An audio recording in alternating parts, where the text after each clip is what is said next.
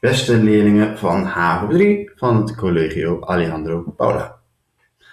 We gaan nu verder met het derde filmpje en het filmpje gaat over de komst van Nazi-Duitsland.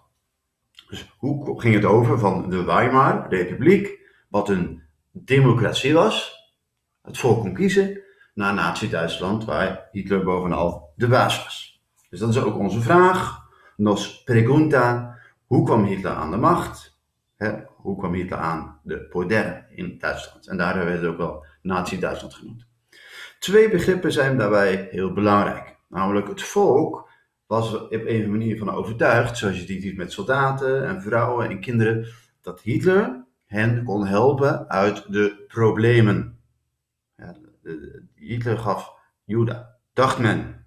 Ja, hoe kwam men daarbij? Er zijn twee begrippen heel belangrijk bij. Propaganda, moet een belletje gaan rinkelen, en intimidatie.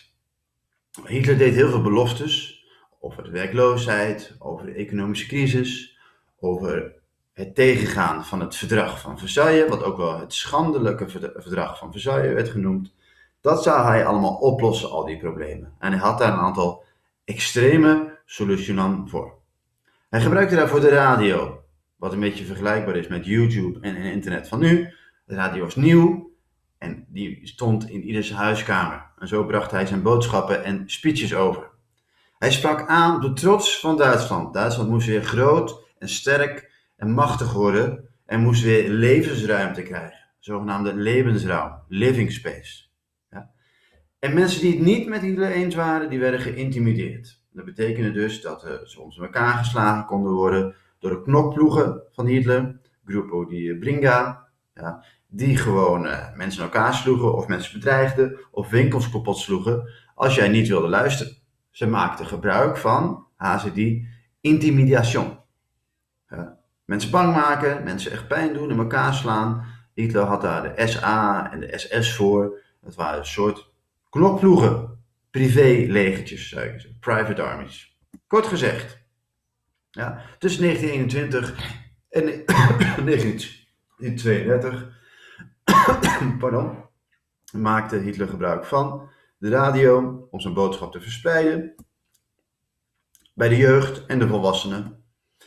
En als je niet naar hem wilde luisteren, als jij een politieke tegenstander was, adversario politico, of een ander soort adversario, dan werd je bedreigd, in elkaar geslagen, of je huis, je winkel werd kort en klein geslagen. Hoe ging nou Hitlers populariteit over in de machtsovername in Duitsland? Ik kom ietsje naar achteren. Ja, dus deze gebeurtenis is heel erg belangrijk voor geweest. De brand in de Rijksdag. Ik maak hem ietsje makkelijker. De brand in het parlement. Want in 1932 waren er verkiezingen geweest. En de verkiezing zorgde ervoor dat Hitler meer dan 40% van de stemmen had. Hij was al dus very popular. Hij was dus al heel populair. En in 1933 werd hij Rijkskanselier. En dat betekent dat hij een soort premier werd van Duitsland. Een beetje vergelijkbaar met Ruggenaat in Curaçao en meneer Rutte in Nederland. Nou, hij was dus al premier, maar hij wilde alle macht. Zijn partij, de NSDAP, wilde de totale macht. En wat gebeurt er in 1933? Er breekt brand uit in de Rijksdag. Hier zie je de oorspronkelijke foto van 1933.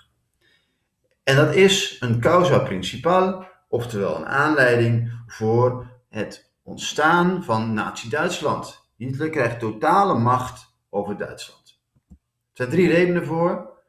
De politieke tegenstanders, de communisten, christendemocraten, andere mensen krijgen de schuld en worden opgesloten in gevangenissen. De grondrechten worden ingeperkt onder het mom van Duitsland wordt bedreigd. We moeten de wetten strenger maken en de rechten van mensen inperken, want anders gaat Duitsland weer verliezen. En nummer 3, er worden nieuwe verkiezingen uitgeschreven om Hitler, zo legt hij zelf uit, meer invloed te geven om Duitsland weer groot, sterk en machtig te maken en de tegenstanders van Duitsland uit te schakelen. Ja. Dit alles bij elkaar noemen wij ook wel de aanleiding voor de totale machtsovername van Hitler en het ontstaan van Nazi-Duitsland. Zometeen